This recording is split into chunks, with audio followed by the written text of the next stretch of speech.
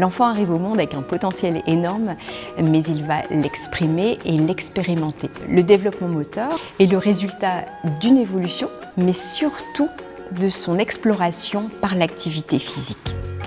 Chaque étape du développement moteur commence par une sensation, par une sollicitation corporelle que l'enfant va rechercher, qu'il va répéter. Et c'est au fur et à mesure de ces répétitions que ça va devenir maîtrisé et qu'on aura franchi une nouvelle étape.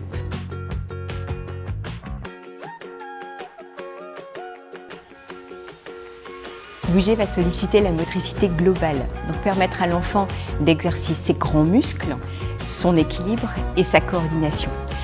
La motricité globale va également permettre progressivement d'amener la motricité fine, qui sont des gestes comme tenir sa cuillère pour manger, colorier, remettre ses boutons. Et plus il va bouger, plus il va connaître son corps, le maîtriser, et on parlera par la suite du schéma corporel. Chaque enfant évolue à son propre rythme, mais on constate quand même des grandes étapes de développement en fonction des âges. Entre 10 et 18 mois, la première grande étape, l'acquisition de la marche autonome.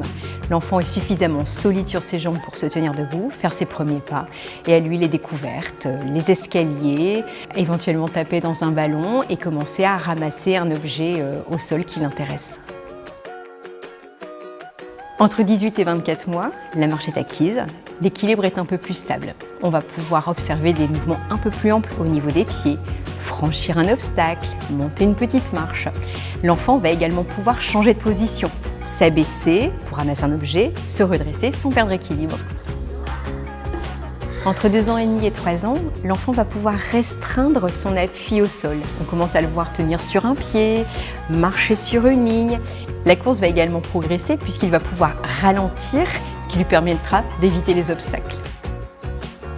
Donc entre 3 et 4 ans, l'enfant va être plus à l'aise en équilibre sur un pied. On va le voir monter les escaliers en alternant cette fois-ci, donc un pied à la fois.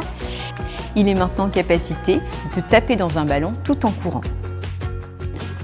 À partir de 4 ans, l'enfant va développer la coordination de ses deux mains. Il va pouvoir lancer un ballon de manière plus précise, droit devant lui, mais également le rattraper. Une fois que les grandes étapes sont acquises, le développement moteur portera sur les compétences que sont la rapidité et la précision, qui vont continuer à se développer et à s'affiner tout au long de la vie.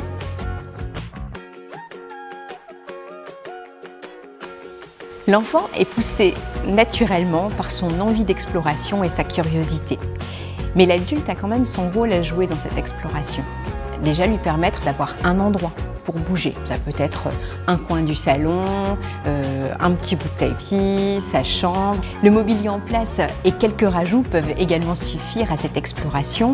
L'enfant a beaucoup d'imagination, beaucoup de créativité, laissez-le faire. Et n'hésitez pas aussi, vous, à profiter de cette imagination pour jouer avec lui.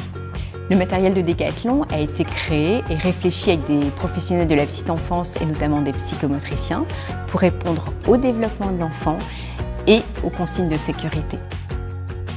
Depuis tout petit, l'enfant est dans l'imitation. Il va essayer de reproduire vos postures de yoga, les étirements que vous allez faire sur le tapis dans le salon. Il va vouloir vous accompagner lors d'une randonnée ou alors faire du vélo derrière vous lorsque vous êtes en train de faire du jogging. N'hésitez pas à lui montrer le plaisir que vous avez à bouger, à faire une activité physique et je suis persuadée qu'il sera content de la reproduire. Si vous êtes à court d'idées et d'imagination, n'hésitez pas à faire un tour sur la chaîne YouTube ou sur le site decathlon.fr. Donc au final, c'est par le jeu que l'enfant va explorer, grandir, s'épanouir, alors laissons-les jouer.